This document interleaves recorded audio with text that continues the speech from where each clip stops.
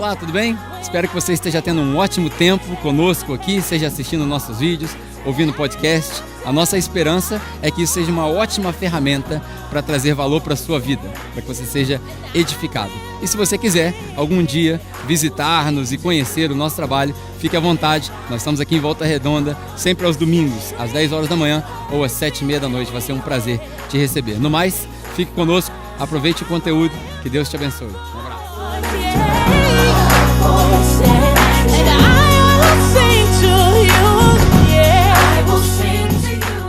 Bom, parábolas, vamos continuar falando sobre parábolas.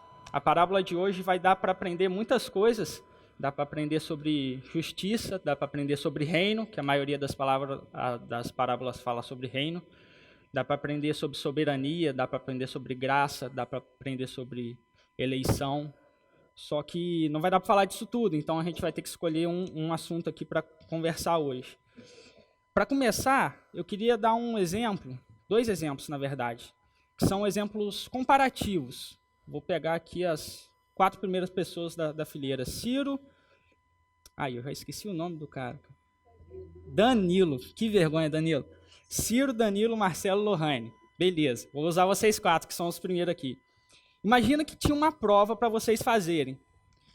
E aí o Ciro, é o primeiro, estudou muito. O Ciro se dedicou, deixou de ir no cinema, parou de cuidar do Ravi. O cara ficou em casa, pediu as férias e começou a estudar demais para a prova, se dedicou para caraca. O Ciro estudou muito, chegou na véspera da prova, revisou, virou a noite em claro. Ficou louco para fazer a prova para tirar a maior nota. O Danilo estudou mais ou menos e tal, deu aquela empurrada com a barriga, não deixou de ir no cinema, continuou vendo a namorada, mas não deixou de ver a matéria também não. Mais ou menos assim. E o Marcelo, o Marcelo nem aí para a prova, não estudou, não queria saber de nada, só foi fazer a prova na cara e na coragem, sem preparo nenhum. E a Lohane era quem corrigia as provas. E aí, na hora da correção, já ficou ruim para o Marcelo, né? Coloquei a esposa, eu corrigi. Na correção, o Ciro tiraria um 8, o Danilo, meia boca, tirou um 5, e o Marcelo tiraria um 3.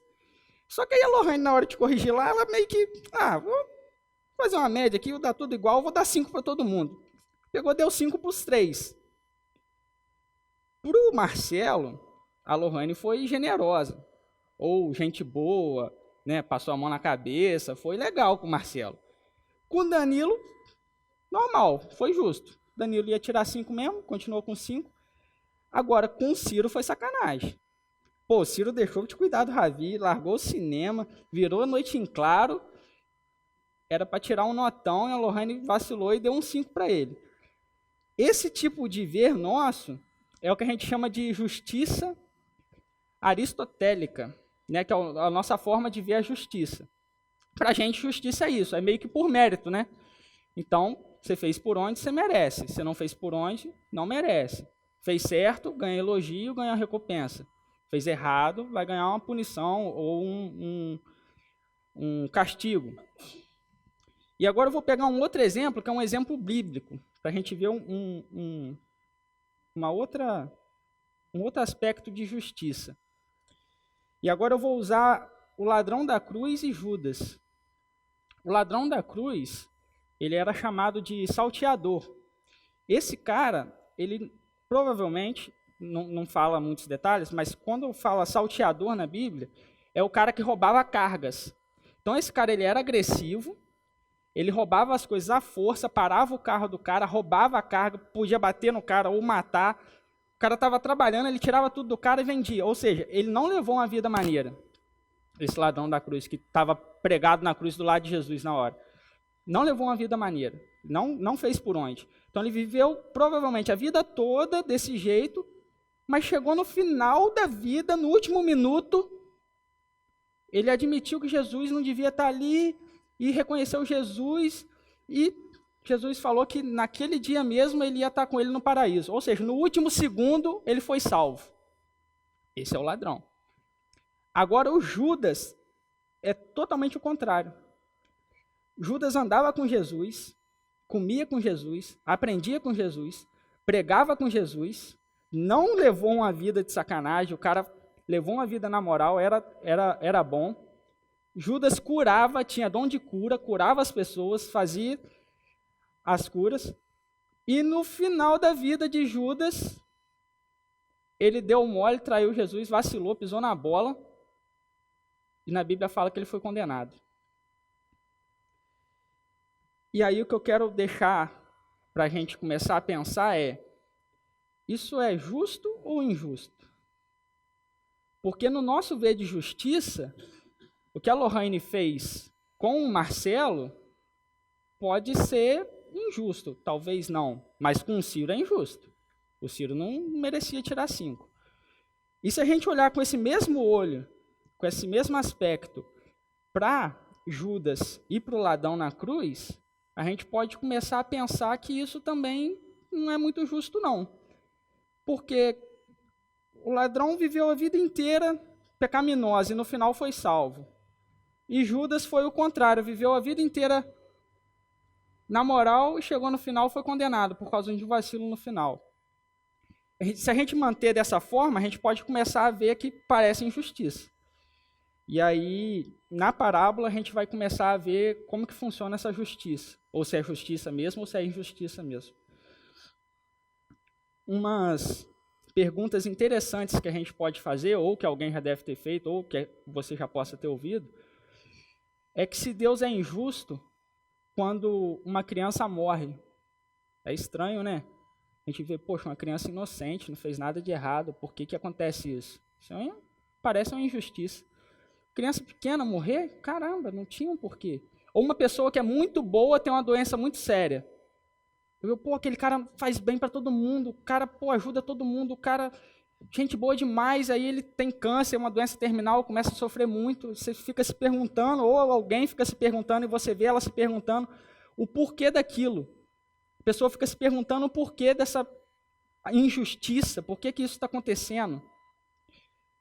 Indo um pouco para a teologia, eu também já vi pessoas que se perguntam assim, ou que falam, Deus é injusto, porque se ele fosse justo e desse a justiça mesmo que a gente merece, estava todo mundo morto. Já ouviram isso? Porque se Deus fosse justo, a gente merecia a morte. Então Deus é injusto, porque se fosse justo, a gente estava tudo morto. A parábola que a gente vai ler está em Mateus 20. Antes de ler, eu vou contar um pouco do contexto dessa parábola. Essa parábola é o seguinte. Jesus estava fugindo dos fariseus, tinha acabado de fugir, porque eles tentaram pegar Jesus para matar. E aí Jesus correu, atravessou o Rio Jordão, foi para um lado que chama Pérea. Pérea, tá certo. Pérea. E Pérea era um deserto, um lugar árido, infrutífero, não era um lugar maneiro não, mas foi para onde deu para ele correr para lá, ele ficou lá. E do lado de cá do Rio Jordão, era onde tinha Galiléia, Samaria, Judeia, que é onde tinha maior concentração de pessoas, não era um lugar tão infértil. E nesse episódio, nessa parábola, ela acontece logo após a parábola do jovem rico. A parábola do jovem rico, fora o episódio do jovem rico. O episódio do jovem rico, só para relembrar, Jesus fala para ele que ele tinha que vender tudo que ele tinha, e aí o jovem rico não gosta, sai de perto, porque ele já estava falando que ele tinha feito tudo, mas na verdade, quando Jesus toca nesse assunto, ele sai de perto. Ele não gosta da ideia, não. E aí, quando termina esse lance do jovem rico, os discípulos perguntam para Jesus, mas Jesus, o jovem rico não entregou tudo, não vendeu e não te seguiu. Mas a gente tem 3 anos que a gente entregou tudo e está te seguindo. O que vai ser da gente? E aí, quando os discípulos perguntam isso, Jesus explica com essa parábola. E aí ele começa a falar essa parábola. A parábola é no capítulo 20, de 1 a 16, de Mateus. Vou começar a ler aqui, eu vou lendo e vou explicando. O nome da parábola tem várias versões, vários nomes, mas o nome que está na NTLH é Os Trabalhadores da Plantação de Uva. Começa assim, Jesus disse, o reino do céu é como o dono de uma plantação de uvas, que saiu de manhã bem cedo para contratar trabalhadores para a plantação. Ele combinou com eles o salário de costume, isto é, 1 moeda de prata por dia, e mandou que fossem trabalhar na sua plantação. O que acontece aqui? Nessa época, quem era dono de plantação de uva, ou de vinha, vinícola, sei lá o nome que você quiser usar, mas eu vou falar vinha. Era um cara muito rico, porque nessa época, para plantar uva, tinha que ser em morro, porque a plantação plana era de trigo, e aí tinha que ser em morro, tinha que ter um terreno muito grande, tinha que usar pedra, tinha que saber a hora de podar, tinha que saber a hora de plantar, tinha que saber a hora de colher. Era complexo, era arriscado, podia dar muito ruim se ele colhesse na hora errada e ia estragar o vinho todo. Então, esse cara aqui, que era o dono, o proprietário da vinha, era um cara poderoso. Então, ele já tinha dinheiro. Quando ele sai de manhã para contratar os trabalhadores, eu tenho que explicar para vocês aqui o horário dos trabalhadores. O que acontece? O horário não era igual a gente tem hoje. O turno de trabalho deles era 12 horas. Então, começava a trabalhar às 6 da manhã, não tinha energia elétrica, eles tinham que aproveitar o máximo da luz do dia. Começava a trabalhar às 6 da manhã e parava só às 6 da tarde. Quando ele sai para contratar essa galera aqui, ele sai às 6 da manhã, contrata esse pessoal às 6 da manhã. E ele paga uma moeda de prata. Uma moeda de prata era 1 denário. São 4 gramas de prata.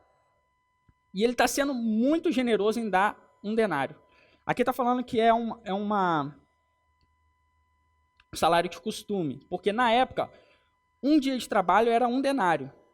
Mas 1 denário era para um trabalhador, vamos dizer assim, fichado. Por exemplo, se você fosse soldado, todo dia você é soldado, todo dia você vai receber 1 denário no final do seu salário. Essa galera aqui não era fichada. Esses caras estavam na praça, num local visível, porque eles estavam desempregados. Então, o que eles faziam? Eles iam para a feira, no local mais visível que desse para ver, e eles ficavam ali porque o pessoal já sabia que eles estavam ali dispostos a trabalhar.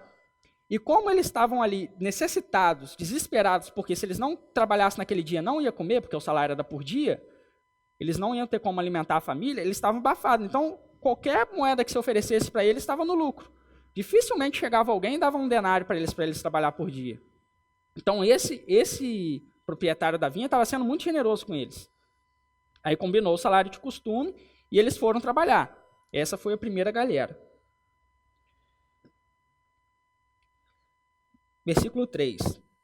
Às 9 horas saiu outra vez, foi até a praça do mercado, viu alguns homens que não estavam fazendo nada e então disse: vão vocês também trabalhar na minha plantação de uvas e eu pagarei o que for justo. Aqui ele já foi 9 da manhã. 3 horas já tinham se passado do horário de serviço. E ele não combinou 1 denário aqui. Ele falou, vou pagar o que for justo.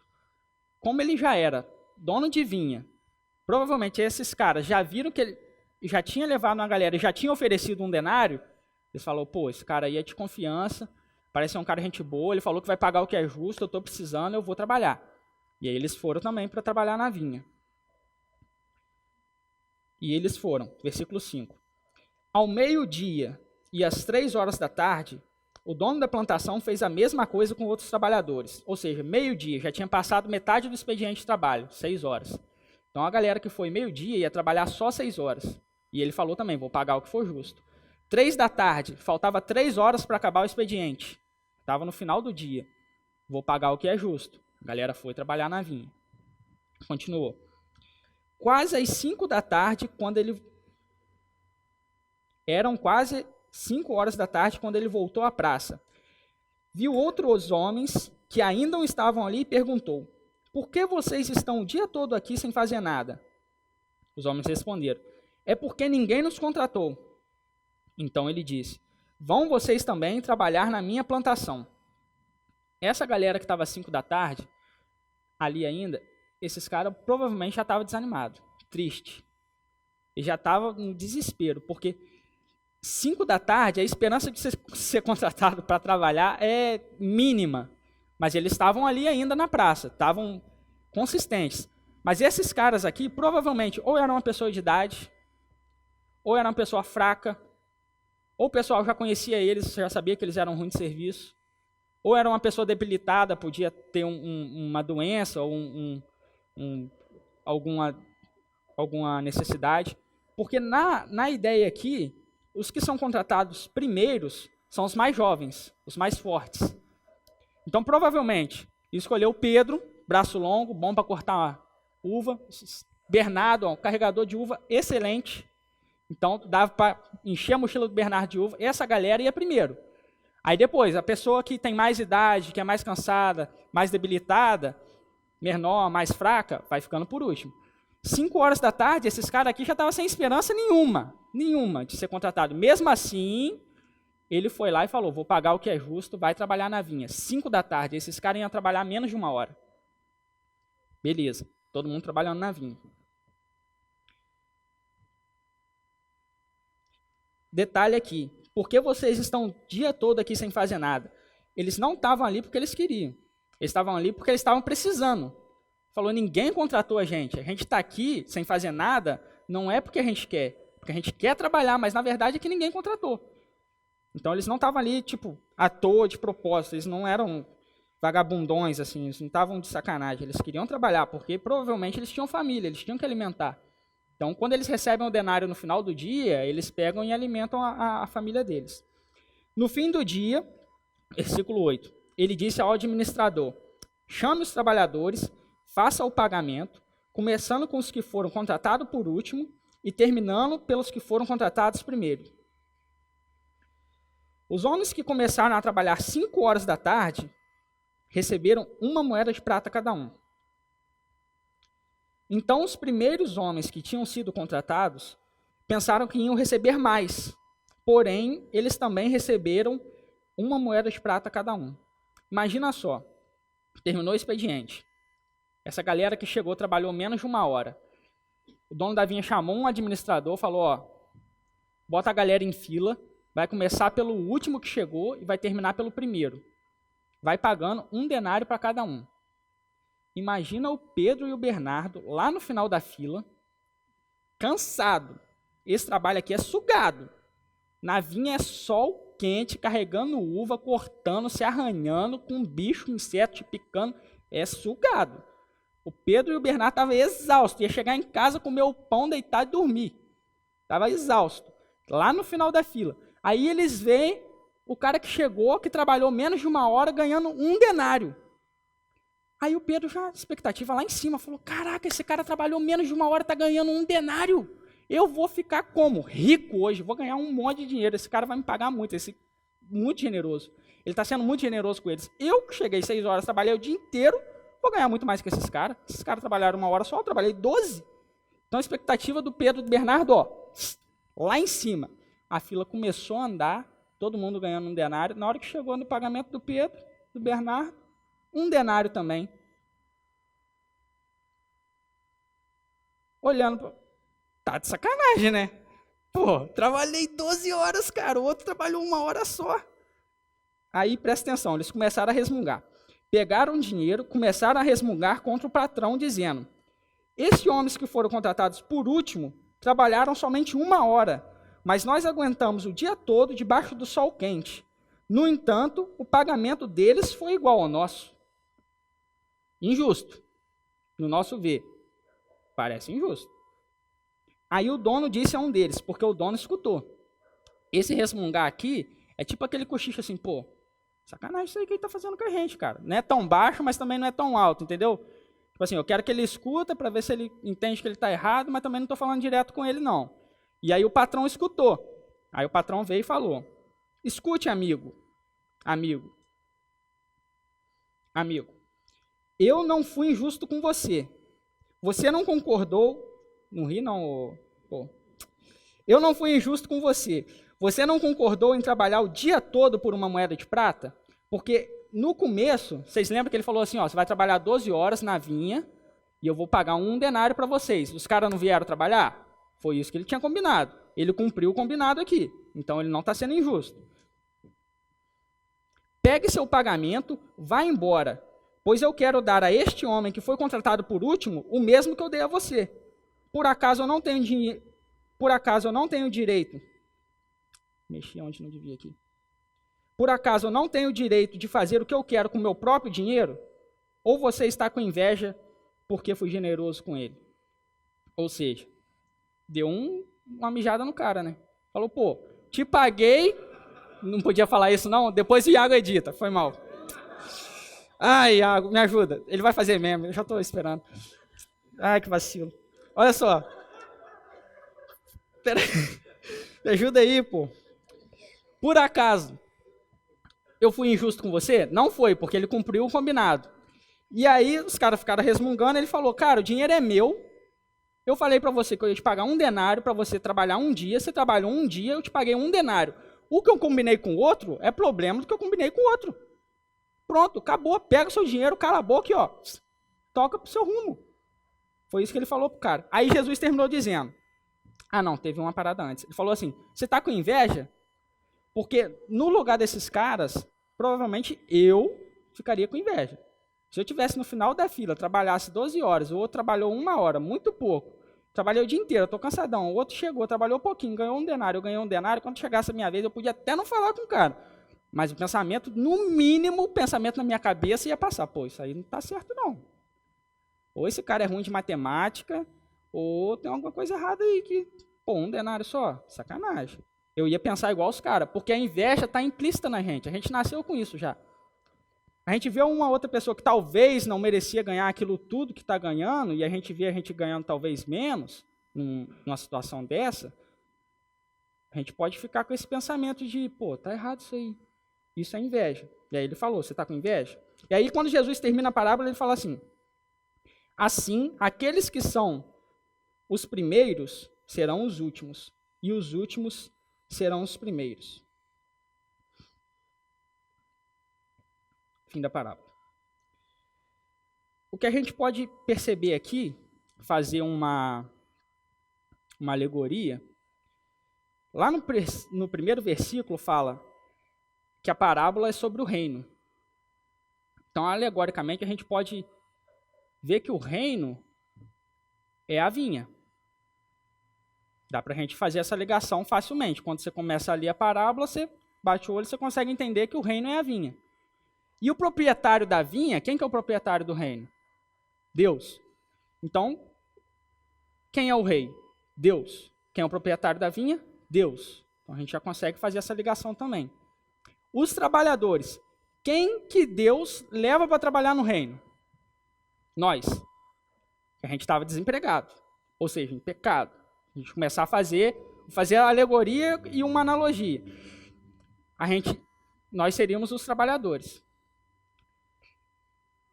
A vinha é o reino, o proprietário é Deus. O dia. O que são essas horas do dia? O turno. Quem começou a trabalhar cedo e quem começou a trabalhar tarde. Nossa vida. Então, quem começou a trabalhar cedo, provavelmente uma pessoa jovem. Quem começou a trabalhar meio-dia, uma pessoa na meia-idade. Quem começou a trabalhar tarde, uma pessoa no final da vida. Outra coisa que dá para a gente ver. Tem uma recompensa, um pagamento, um salário. E tem alguém que paga esse salário para você, que não foi o proprietário.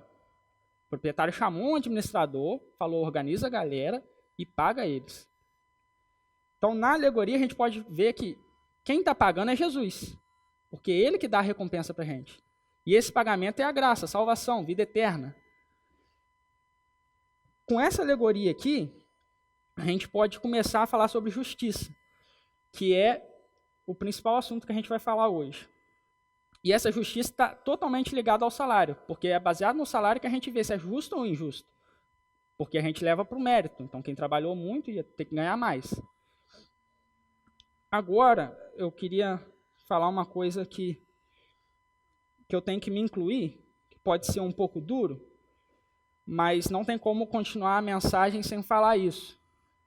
E mesmo se doer, ou se puder ficar uma mensagem talvez um pouco mais maçante agora, ou um pouco mais pesada, queria deixar claro que doeu em mim primeiro, e que eu pensei várias vezes em como falar isso, pedi ajuda para o Pedro, e não tem como escapar, tem que falar. Pode ser que fique um pouquinho mais difícil de escutar a mensagem nesse trecho aqui, mas pode ter certeza que eu estou incluso no pacote. Então está todo mundo junto aqui. Quando a gente faz essa analogia, essa alegoria, a galera que estava desempregada somos nós e somos pecadores. Então você percebe aqui que esse pessoal, eles não tinham nem capacidade de ir buscar o emprego. Eles não foram lá e deixaram um currículo e falaram assim, ó, você está com oferta de emprego, eu estou vindo aqui para deixar o currículo porque eu quero aceitar a vaga. Esse pessoal aqui estava mortão Tipo assim, incapaz de nada. Foi o proprietário que foi lá e falou, vem trabalhar na minha vinha. O proprietário que foi lá e buscou eles. Então, o pessoal que estava na praça desempregado, desesperado, porque quem estava na praça lá estava desesperado, o cara estava sem emprego, a disputa era sinistra. Então, eles estavam abafados, eles estavam assustados, estavam com medo. Somos nós, nos nossos pecados, com medo, sem Jesus, sem Deus. E aí Deus vai lá e busca a gente. O salário do pecado está na Bíblia também. Provavelmente todo mundo já sabe. Então, se a gente estava pecando sem Deus, o nosso salário era a morte. E aí que está o problema. Porque a gente não conseguia fugir disso. Porque a gente estava em pecado, a gente tinha desrespeitado Deus, desobedecido Deus, e aí o que a gente merecia era a morte. A gente tinha irritado Deus. E a morte e ponto final. E Deus ia cumprir, porque Deus cumpre as promessas dele. E como a gente irritou Deus, desobedeceu Deus, desacatou Deus, a nossa punição era essa. Se a gente for para o lado do direito, é pena, né? Pena, Larissa e pode me ajudar. Pena, punição. Então, vamos supor, você cometeu um delito, um crime, e aí a punição é 1 ano de regime semiaberto ou pagar uma quantia X para você poder sair. Vai pagar uma indenização para a pessoa que você desacatou, né? Vamos colocar assim, desacatou a pessoa, vai ter que indenizar ela ou cumprir a prisão. Só que o problema aqui, buscando na mensagem da Regilaine, é que a gente não desacatou uma pessoa qualquer. A gente não desacatou um juiz, não desacatou o Papa, não desacatou a Princesa Elizabeth, que você usou de exemplo, porque se fosse isso, estava bom. Se fosse isso, estava bom. A gente pecou e a gente errou e a gente desobedeceu o cara que é digno eternamente. A gente desacatou Deus. E a punição para quem é eterno, a gente desacatou o cara que sabe o nome de todas as estrelas, cara. Que sabe quantos fios tem de cabelo na sua cabeça. Desacatou a pior coisa que a gente podia desacatar. A gente errou com quem não podia errar. E todo mundo errou. E eu estou incluso, a gente errou. E a punição para isso é uma punição eterna. A gente ia sofrer a ira de Deus eternamente. E ponto final, não tem como fugir.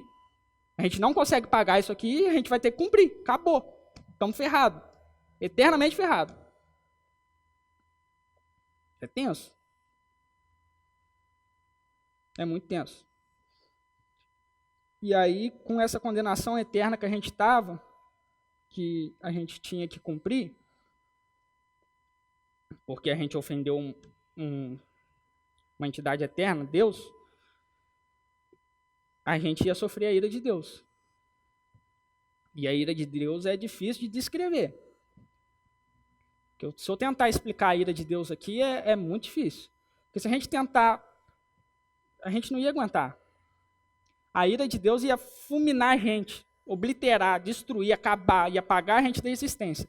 Se a gente tentasse uma gotinha da ira de Deus, todo mundo ia sumir do mapa, para sempre, nunca ter existido. É absurdo. A gente ia preferir que todos os planetas estivessem juntados em volta da gente para a gente tentar se esconder dessa gotinha da ira de Deus e mesmo assim não ia dar, ia morrer todo mundo. A gente não ia conseguir. Só que teve um pulo do gato nessa história aqui. Mudou. Porque assim como no direito, alguém pode pagar a sua fiança. E teve um cara, Jesus, que ele cumpriu essa pena que ia ter que ser cumprida por todos nós. E aí a justiça foi feita. Porque a pena veio, só que a gente não cumpriu, porque a gente não ia aguentar cumprir. Quem cumpriu foi Jesus, e ele cumpriu por todos nós. E foi válido. Por um pecado, por um homem entrou o pecado no mundo, e por um homem saiu o pecado do mundo. E ele conseguiu cumprir essa pena para todo mundo. Eu estava falando com Pedro, quando eu estava estudando a mensagem, que o nosso sangue valia muito pouco, e que o sangue de Jesus valia muito. Por isso que foi válido. Porque podia derramar o sangue de todo mundo que não ia saciar. E se derramasse o sangue de Jesus, ia valer muito mais, por isso que foi válido. E aí o Pedro me corrigiu, falou, cara, nosso sangue na verdade não vale nada e o sangue de Jesus vale tudo.